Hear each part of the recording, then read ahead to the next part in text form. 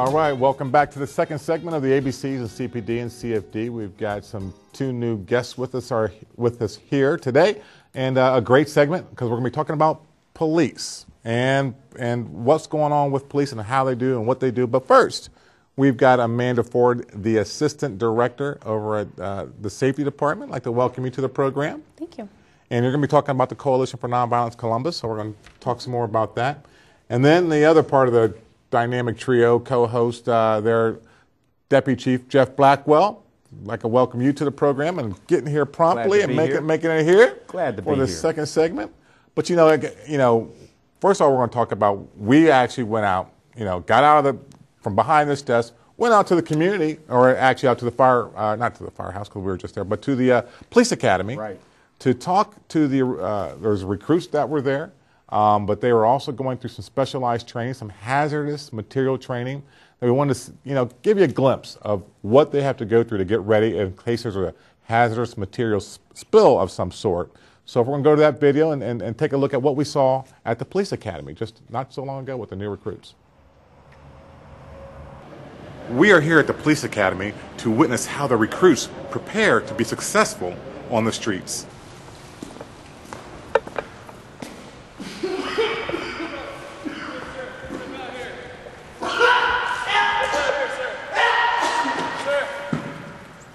We're trying to teach the recruits how to recognize a hazmat situation, something to do for them to recognize and back out before they actually get involved.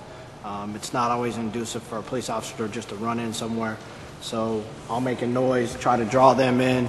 As they come walking up, I'll have some water in my mouth, I'll throw up, see if they recognize the signs and symptoms of being in some type of chemical environment. And then have them come up. If they recognize, they should back up and be good to go. Several things they can do once they recognize, they'll back off, set up a perimeter. They need a gas mask, put the protective gear, personal protective equipment on, and then they'll do that and call the appropriate authorities to come out. Hazmat 4 for Columbus here. Contaminated. I'm going to have to help you, sir. Officer, let me ask you this. Why is it important for the Columbus Division of Police to do this hazmat training? Well, one of the things we have to be concerned about is we have hazardous trucks that come through the city all the time. I know they're supposed to abide by the rule of not going through the inner city. They're supposed to use 270. This just is an example. A lot of times we know not everybody abides by the law, so they may switch the placards and stuff on the vehicles, which gives them the easier route to get through the city. What happens if we have a car accident involving one of these hazardous material vehicles? The first person that's going to be on scene usually is not the fire department, it's usually the police department, because we're the ones that get the call first. We have to be able to put our people, which we have a couple here already suited up, we have to give them the equipment that is going to provide them the safety, the respiratory system safety, along with the ability to keep getting chemicals and different things on them, on their person. One of the things we do is we teach them how to use an ERG, Emergency Response Guide, that will hopefully give them the ability to determine what is in that truck if they can't get a hold of the driver, say, of a vehicle. Or we have different companies around the city. We have stuff right here close to the academy that has a lot of plating technologies on the south end, use carcinogens. What if these officers have to go there on a 911 call? Hey, we have somebody down in the building. They find out it's one of the hazardous areas. We have to give them the ability to put on their equipment to go out and do the things we do, save lives as an example, or help before the fire department gets there. Well, I'm sure also that this would be the case of, in regards to terrorism. If there's a potential terrorist thing that would happen, then this would give the officers, the first responders, the opportunity to be safe in themselves in order to help others. Yes, as an example, 9/11, when the towers went down, you had all you had the buildings coming down, you had all that debris in the air, you had all that the clouds, you had the stuff from the buildings, the carcinogens that come from the buildings.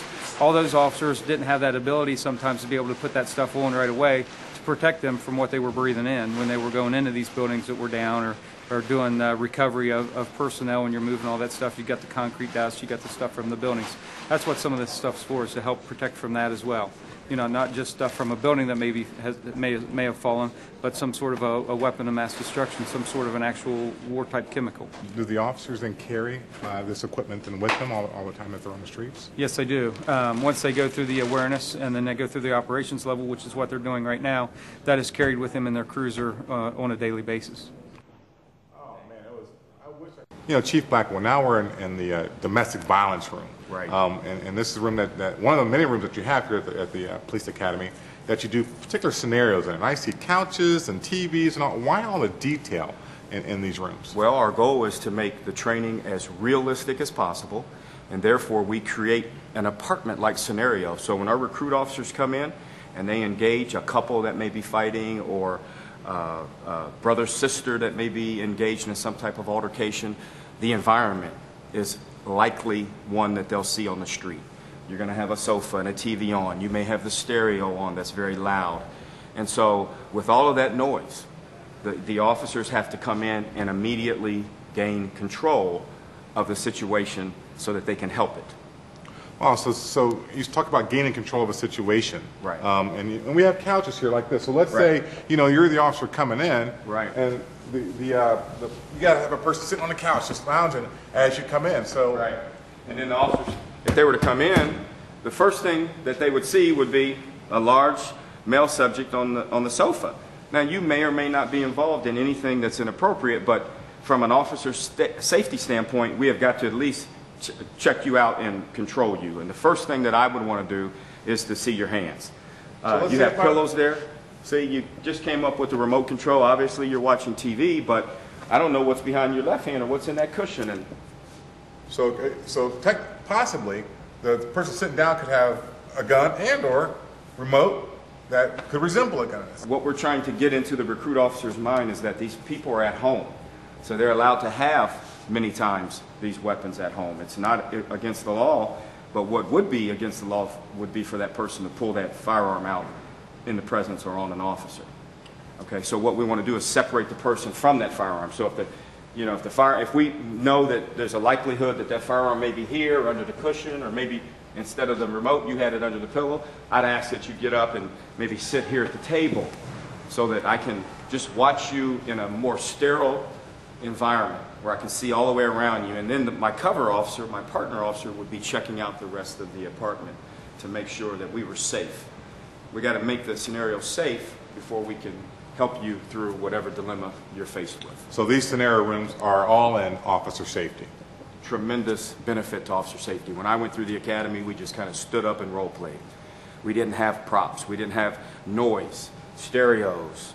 We didn't have people with couches and other rooms that created a safety risk where you had to look around objects. Now you do. So it makes you come in and utilize all your senses, and it makes your officer safety technique just rise to an entirely different level.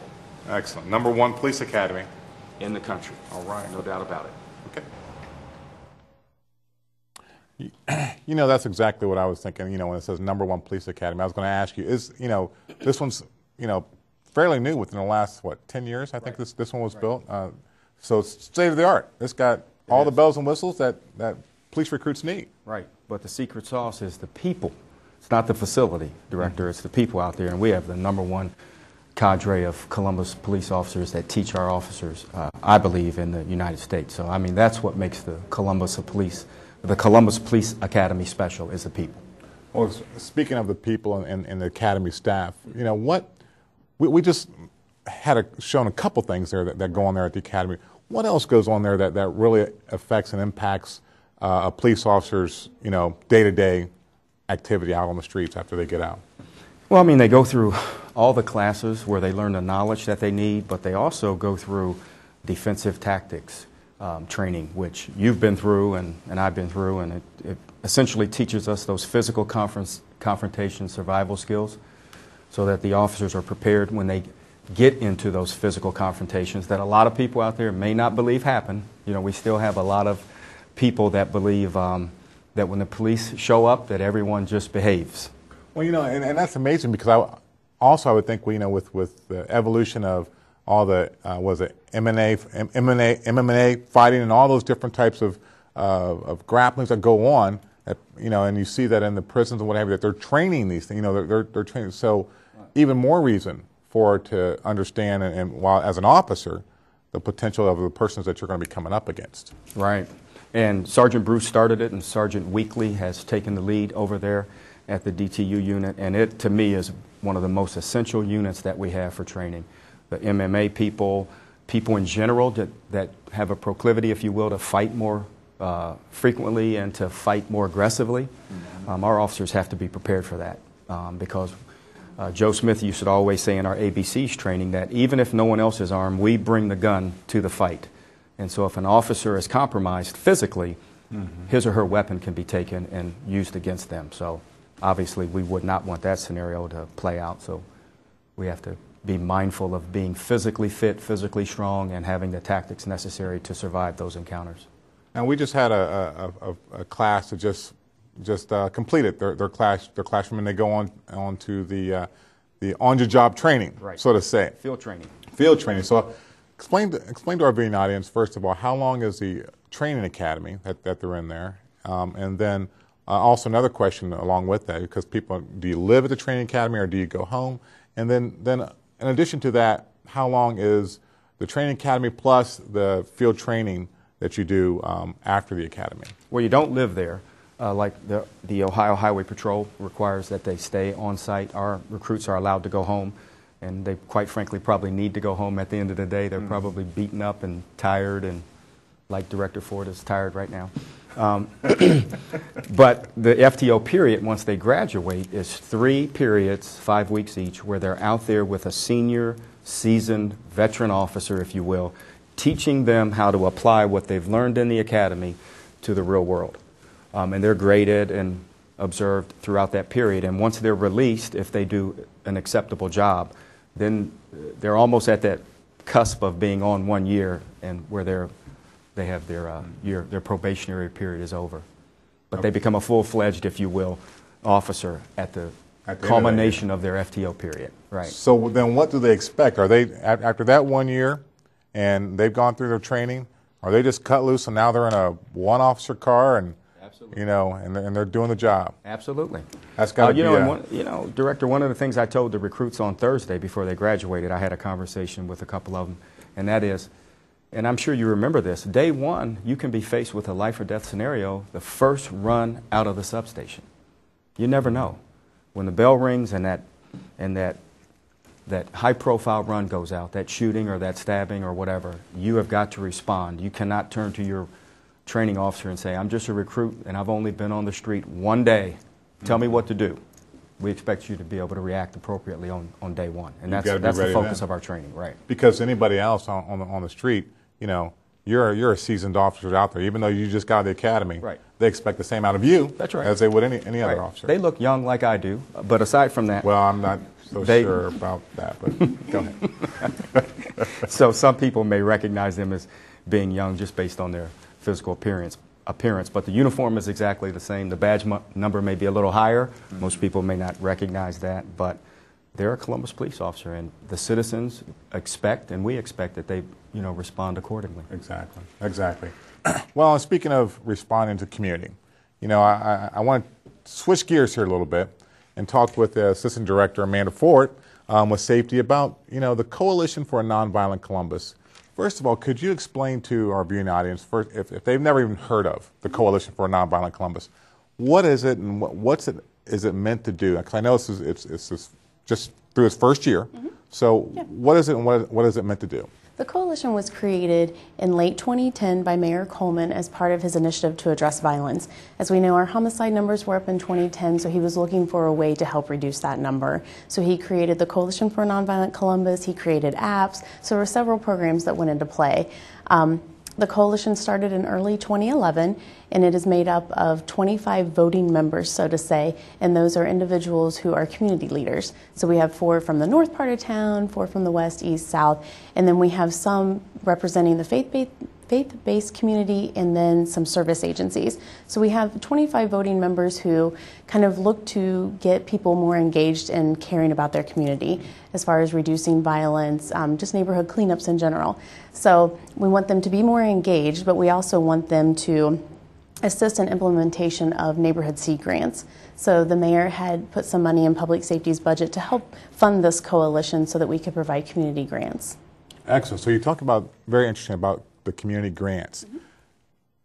What are those supposed to do? How does somebody apply for this grant? Mm-hmm. And then what's the objective of these grants being given out? Well, what we did was we had about $40,000 to give out in community grants this year. And they funded anything from neighborhood cleanups, graffiti cleanups. We helped fund the Neighborhood Best Practices Conference. We also funded a film festival to combat domestic violence. We also assisted the Ohio Hispanic Coalition with their Taco Watch program for their taco truck vendors and things like that to help them. They were becoming victims of burglaries and vandalism, so it was some education to help reduce their impact from those crimes. But we funded so many different programs, a lot of national night outs, but that was the whole focus, was to give some of these community groups money so that they could do more to help involve their neighborhoods. Well, that's great, because so often, we find that with neighborhood groups, they're struggling and they're trying to get things done, but they need that little oomph. Mm-hmm. And I think that with the city's help where they can through this Coalition for Nonviolent Columbus, gives them that little more empowerment to say, okay, city's in here with us, they feel as though we're doing something good. And we can make a run at this. Well, so many of these community groups, we find that it's their leaders who are funding all their projects. So this was one way to kind of help. You have so many Block Watch leaders who, it's $50 here, $100 there that they're doing to fund these projects because they want to make a difference in their community. So this was one way for the mayor to help them, was to provide small grants. We limit them to $1,000. What we did with community events is they applied for $1,000, but we limited them to $500 so that we could fund more national night out events, community events, to get these people out of their house and out into their neighborhood. So what we did is we set up a grant process this past year where they could apply to my office. They were submitted to me at Public Safety, and we put the coalition together. We put together a grants committee. They reviewed all the grants and determined which they thought would have the most impact in the community. So you're saying that this the board, I guess you say, were the actual ones of community members who decided, which grants were going to be approved and which ones weren't. So they looked at them and said, okay, this could be a good one, this might not, you might change this. So what did you see that, because I know the grants also came up through your office after the board had looked at them. What do you see as, to help people when they're saying, well, I want to apply for next year? Yeah. What do you say to them to make sure that they do or don't do on these grants? And then I think there's some follow-up that they have to do afterwards. Right.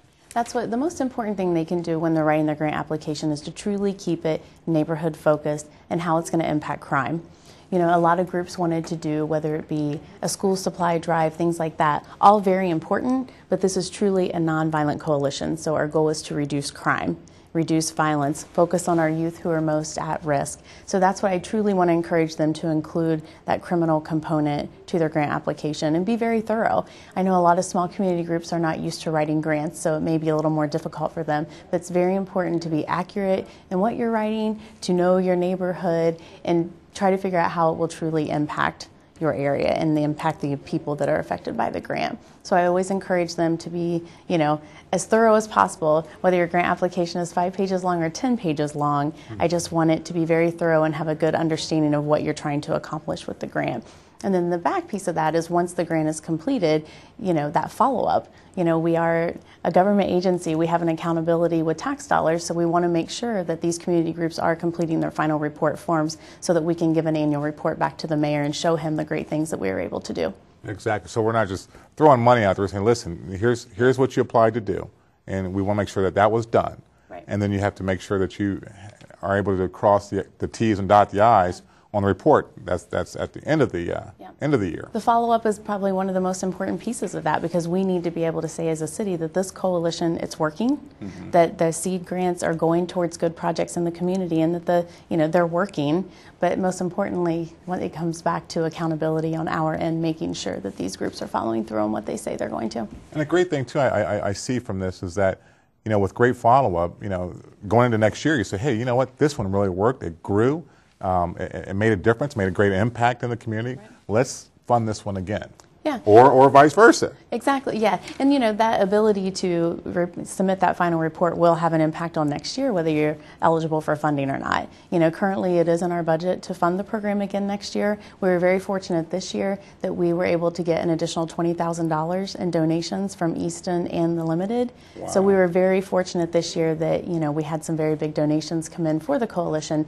But, we see how important it is, how helpful it can be, and how it's helping these small community groups. So it is funded again for next year as of right now until our budget passes, so hopefully that will continue on. All right, Coalition for Nonviolent Columbus. Now, how would they get let's say they want some more information on this or want to apply, how would they do that again? It's on the mayor's website. There's a link to the application. Obviously, the filing period for 2012 has not been set yet just because we're in the process of revamping that grant application and determining what changes need to be made, but we'll definitely be getting information out. But the information is still on the mayor's webpage, but they can also call Public Safety at 645-8210 and ask for Amanda Fordzero. 645-8210 and ask for Amanda. Yep, and I'll be happy to help them. Right, so we have everybody call you for everything. Of course, why not? All right, good deal. Well, that sounds like a great program. And if we have some time, we'll talk a little more on that. But I wanted to get back with Chief Blackwell on some of the things that new things that you've got going on, either at the academy or something that we didn't touch upon at the academy. Go ahead. Well, no. I was going to say. Well, so what else? We talked about the defensive tactics, and I know that there's that you do shooting, the weapon retention and all that. Right. What else do you feel as though the defensive tactics is the most important, correct, of all the programs going out there? But you spend a lot of book work too, because some people say I can get through the police academy, fairly simple, but there is a lot of book work, from reading the Ohio Revised Code to knowing all the laws. I mean, right. how? Not only the criminal laws, Director, but the traffic laws. The volume is very extensive there, and a lot of officers obviously need to know what their traffic laws are. But we do driver's training. Mm-hmm. That's extensive, and we need a driver's track at the academy, so we're going to be, at some point, working on that because driving is one of the things that an officer does every single day. So to make that safer is something that we clearly want to keep in the forefront of our training modules. Well, and you speak about driving and all the equipment Absolutely. That's in the vehicle. Right. I mean, one thing I'd be worried about is, what if you're in an accident and you've got projectiles, Right. I'm thinking, so make sure that's, how do they do to secure that? But, you're talk about multitasking. Right. I mean, I think an officer's job, you better be able to multitask, be able to see, talk, and... Driver. Our officers are looking at computer screens and listening to the radio, which may be broadcasting a very, emergency incident that's unraveling, and they're trying to get there and navigate the car. And like you said, the equipment is everywhere. It's similar to a cockpit scenario. Mm-hmm. When you and I came on, we had a notebook and a clipboard. And yes, and the cruisers, aside from that, had a little box with the radio and the siren, and now the technology is literally taking over the entire compartment of the cruiser. So they need to be trained in all of that. Right. So you have to be somewhat computer literate. You have to be very computer literate, right. Which thankfully the Generation Ys and the new millennials and all those are platinum babies right. or whatever they're called. They're really good at computers, so that's usually not an issue. But it's quite extensive with the book work in the police academy. I mean, cultural diversity is a big thing. It's a big interest of mine, and obviously one of the things that we teach our recruits, how to treat people fairly and appropriately, no matter what part of the city you work, no matter what type of endeavor or run you're on. People deserve to be treated with respect and dignity. Okay. Even bad guys. Right. Still treat them respectfully. That's right. Right. Exactly. So, one thing I want to get before we have to get out of this segment here is that, we're going out, we have went out into the community also. We said we're going to take our ABCs and CPD back on the road again, having interactive programs. What we did, and I'd like to show you a couple of pictures of our last one that we did out on the west side. And there you see there, Commander, or Deputy Chief Blackwell giving his presentation. We had about, 35, 40 folk there. At least. And it was a great turnout. And the great thing about these that we do is that we do make them interactive. So we actually get the audience back up, up onto the stage. And there's Chief Blackwell, doing this shoot, don't shoot scenario. with one of the persons that were in the audience, and there's another angle of that, but with another person who got up. So we want to make sure that they're interactive and they're fun.